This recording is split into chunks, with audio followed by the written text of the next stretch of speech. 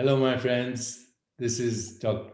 Hello, my friends. This is Dr. Deepak Chopra, continuing our series on conversations with luminaries and influencers and the connection between science and everything else, including spirituality and consciousness. And today, my esteemed guest is a very good friend of mine, Ara Suppiah, an emergency room physician, but actually a pioneer in the area of sports medicine. So, first of all, thank you, Ara, for joining me.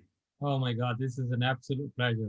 I want to tell you, you've influenced my career so much. So it's come full circle, Deepak.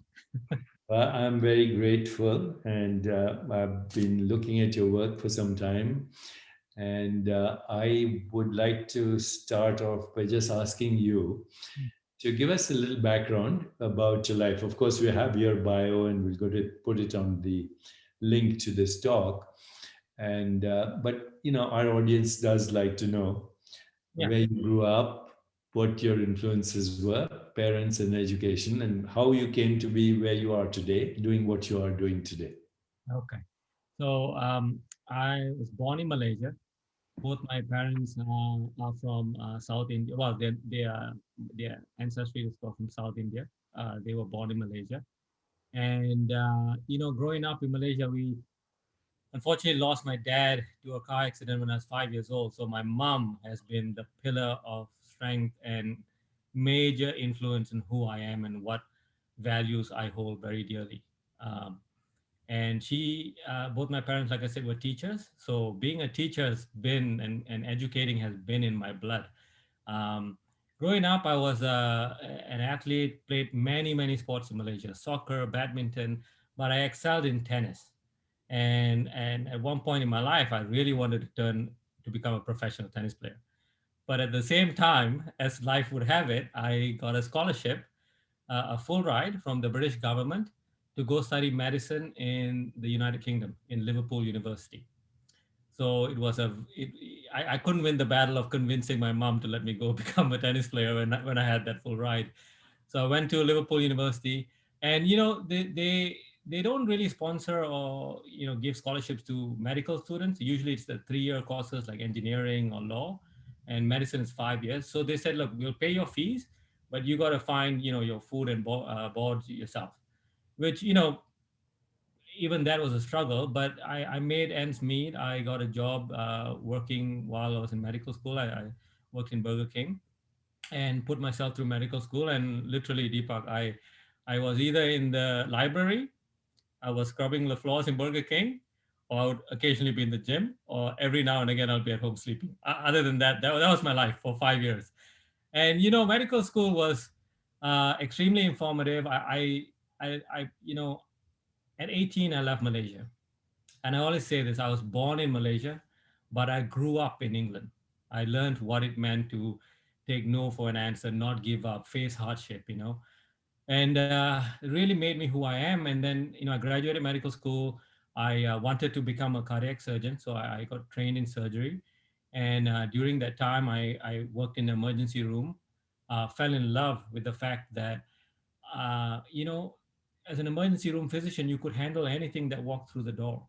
And there was a lot of variety, a lot of challenges. And I also liked the fact that, you could help someone regardless of whatever their financial situation was.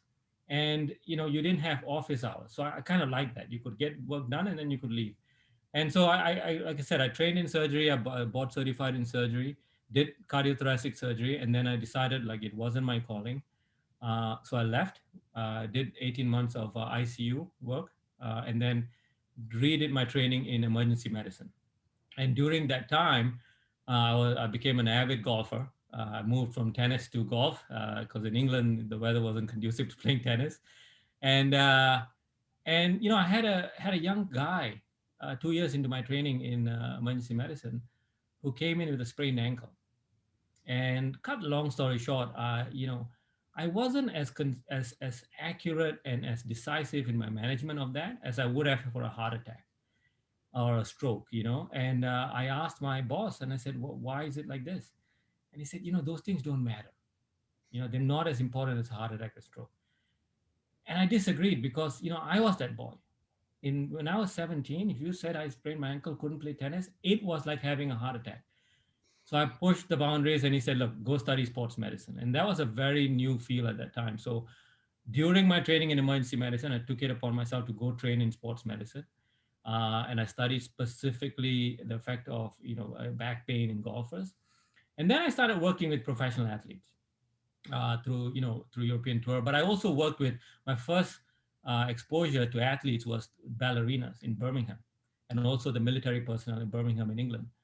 And it's interesting if you have that group of people. Here are people that if they have an injury, you don't have the luxury of necessarily saying take 6 weeks off because they have to perform tonight.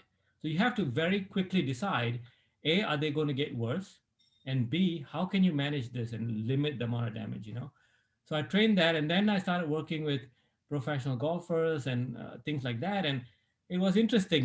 Naively, I thought I would be dealing with people coming up to me saying, hey, I have tendonitis, or hey, I have back pain, or I have, torn muscle or something like that. And once the athletes got used to me, Deepak, the questions I would get were, Doc, I feel tired all the time. Doc, I got to fly to China to compete, and it takes me a week to get over jet lag, but I got to compete in 3 days. Is there a way you can help me? Doc, my allergies are so bad. I've tried everything over the counter. Can you help me? And the allopathic training that I had, that I was board certified and all these things, didn't give me the answer. And so I had to look elsewhere, and I stumbled upon the work of Mr. Hans Selye on the stress response, on cortisol.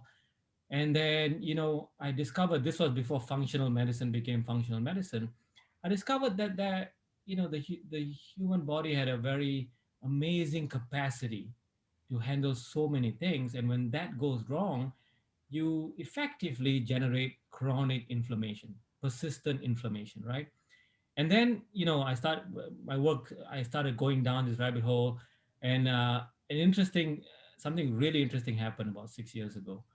Usain Bolt said something when I was researching my book, and he said, 50% of my training is rest and recovery because I have to give my body time to absorb the training that I'm doing, right?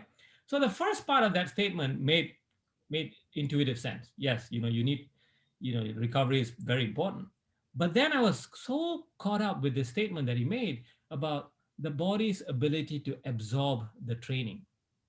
So that, led me to a path where I questioned, why would some person, one body, be able to absorb training and another body not? Okay. And effectively, I came full circle, and the more chronic inflammation you have, and being a professional athlete, being a corporate athlete, even, if you live a lifestyle of an athlete, then that is a lifestyle just generating a lot of inflammation. It comes from training, it comes from travel, it comes from sleep deprivation, it comes from mental stress, comes from a lot of emotional stress, comes from diet, comes from so many different things, right? And so I understood that, and then my next endeavor was to figure out, okay, how am I going to measure this, and how am I going to study the impact of this? So again, I went down so many different paths, and effectively now I have a system where I can measure. If you imagine a triangle, the base of the triangle is chronic inflammation. The next layer is the 5 key areas which we can measure and study on where inflammation comes from and the effect it has on the body. So first system is looking at the energy systems, which an example of that would be the mitochondria. For instance, if the mitochondria is not working well, not efficient, you'll start producing reactive oxygen species, also known as free radicals, and that can provoke chronic inflammation, right? And you can age faster. Second is your hormonal system. Third is your ability to detoxify and get rid of toxins. Because if you can't, again, it's going to hurt the mitochondria. It's going to create a lot of damage within the body and create a lot of inflammation. The fourth is your immune system, which 70%, up to 75% of the immune system lives in the gut. So having excellent gut health is essential to driving down chronic inflammation. And if you don't, you're going to start accumulating that. And the final one is, looking at the brain chemistry, neurochemistry, and the skeletal structure as a whole. So if you have asymmetry in your skeletal structure, if you have, a tendency to create too much dopamine and too little serotonin or melatonin, that's going to affect it, right? And that layer, is what's generating inflammation and is also affected by chronic inflammation. So if you can maximize that layer, then now you can absorb training and recovery. And if you can keep training hard and recover enough adequately to train harder again and keep doing this cycle, you will build resilience. And resilience is the platform upon which athletic performance is based on. And the whole triangle, Deepak, the three sides of triangle, one side is genetics, the other side is epigenetics, and the third one is your environment. You know, so that's the platform I created, and then I've gone on to work with some of the most successful athletes who are dear friends of mine, and just become very blessed, and now got to meet very, very influential people like yourself. So I'm extremely blessed. So this is very profound, very enlightening, and thank you for the history behind this. Where we are today is that you've created a system for evaluating a person's status in terms of where they are Mhm. in rest, in recovery, and how you can use that data to not only advise them on everything from sleep to stress management to breathing to emotions to resiliency to diet to environment, so that from rest and recovery they can move to peak performance. And I've been interested in this all my life, but I did not have this kind of five ways of actually accessing somebody's body mind status in terms of rest, recovery, and performance. So, this, first of all, I want to congratulate you for creating this template. And it is obviously, how long have you had this template? I've kept it a big secret, because always I was working with all the athletes and didn't want me to share it with anyone. But I've had it robustly with everything, in a good place for about 5 years now. Okay, so as you know, the Chopra Foundation, which you are helping as an advisor, Yes. thanks to our friend Punacha Machaya and yourself, we do a lot of research on biometrics. We look at gene expression, we look at inflammation, inflammatory markers, telomerase levels, and all of that. And so, for the last maybe 8 years, we've been publishing a lot of research on practices like self reflection, contemplation, concentration, visualization, mantra practice, controlled breathing, all of these things. And of course, yoga, asanas, and exercise to create a database for what we call peak performance, but ultimately a database to take life from peak performance from athletes to peak living for all of us. All You of know, us. can we be in that state where we know how to rest, recover, rejuvenate, Yeah. and then not only be peak performers in whatever we do? We are not all athletes, but have a lifestyle that is easily could be called peak living. What do you think of that?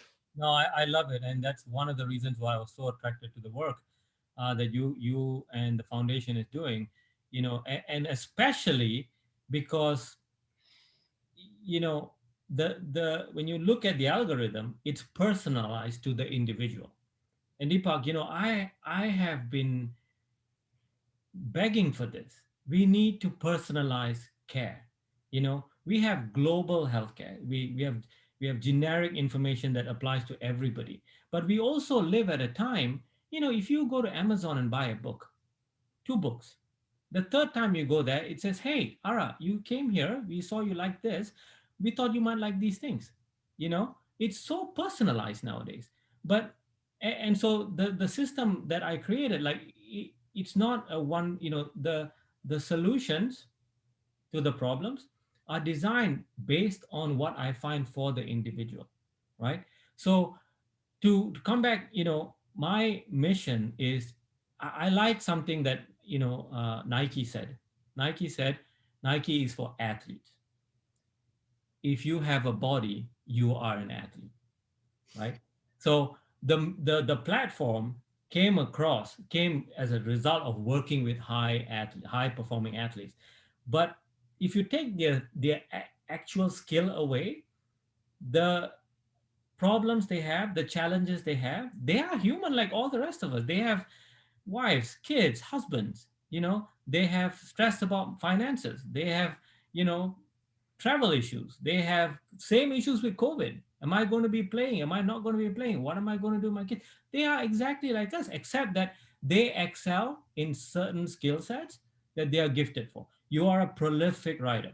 There are people who are amazing parents. There are farmers who are just, they are the Tiger Woods and the Roger Federers of farming.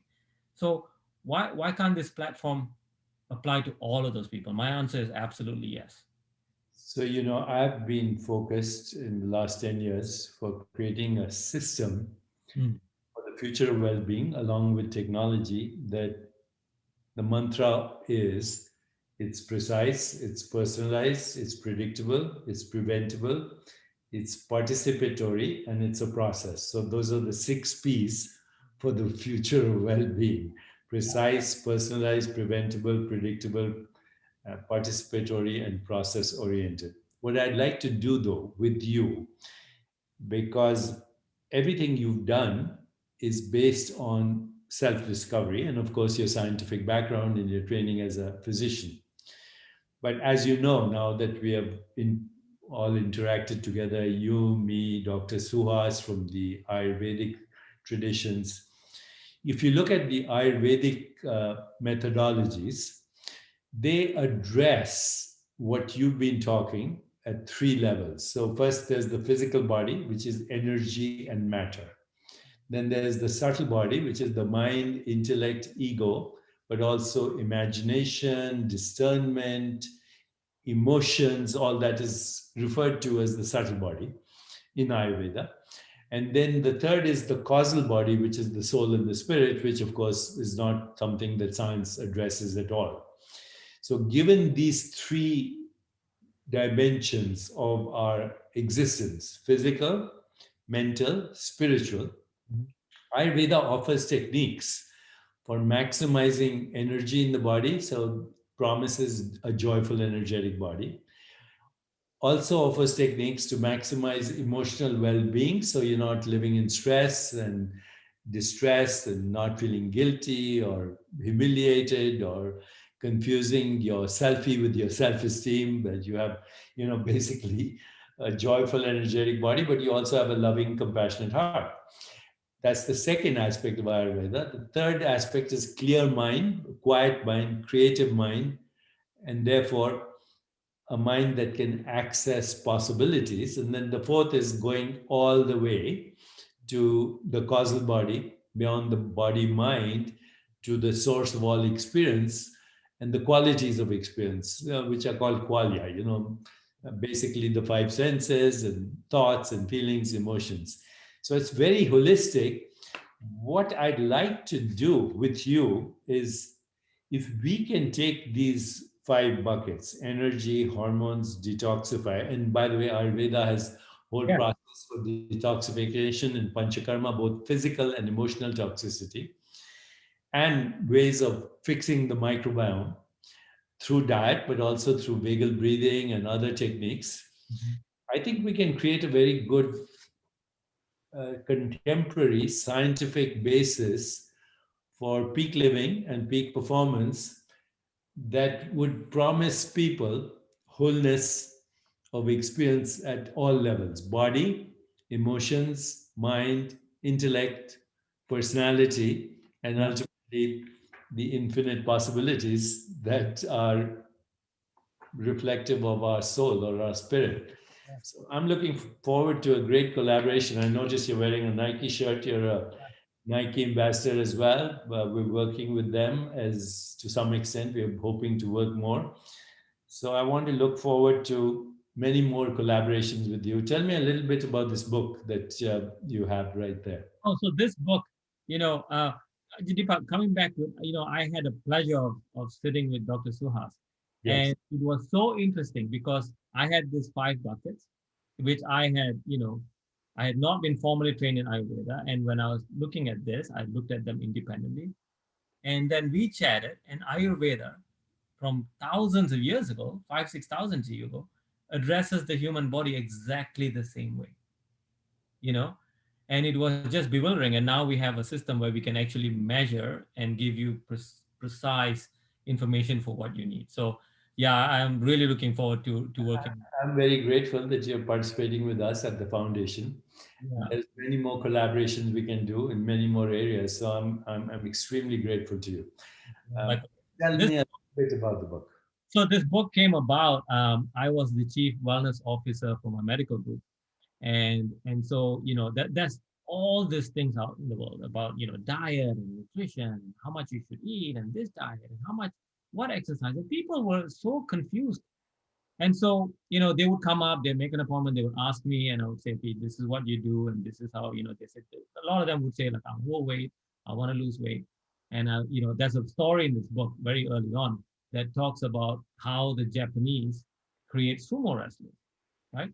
So they would, you know, go for long periods without eating, and then they would eat, a ton of food, 6,000 calories in about 20 minutes, and then they'll go to sleep. And I said to most of the doctors, like, we are the same. We would work for 12 hours, not eat, not drink, and then go eat a whole pizza and go to bed and start again. And when you did residency, as you can attest, that's what we did, right? So I would repeatedly have this information, and over again, I would get asked the same questions. So one day I thought, you know what? Why do I, instead of repeating myself, like that, why don't I put it all in a book? So the book really comes down, and I believe in this wholeheartedly. I know you have your principles, and it's amazing. It's synergy because it's the same thing. And I had a chance of spending a week with the Hadza tribe in Tanzania. They are the last of the hunter-gatherer species, And I came up with something called free medicine. Sunlight is free medicine. Movement is free medicine. Nutrition, good quality nutrition in the right amounts and hydration is free medicine. Sleep, the ultimate anti-inflammatory, the ultimate edge for performance, free medicine. And then connection, human connection, spiritual connection, connecting with yourself is free medicine. And that became the pillars of this book. Now, I had to put weight loss in the title because I wanted to get people to read it. But the premise of the book is let's not make things so complicated. Keep it very simple. So yeah. My friends, check out the book, Ara. This has been a very enlightening conversation. We'll make sure that people have access to it, and then we'll continue our collaboration for both rest, recovery, and peak performance in athletes and peak living for all. Yes, And sir. I'm very happy that we made this connection. There's more to do in research, but more to offer to the world as well. So I'm very grateful. Thank you. And Deepak, thank you so much for having me. And hopefully thank see you soon. We have a yeah, lot of work yeah. to do together. And I want you to know you've guided me so much through your writing. So keep writing.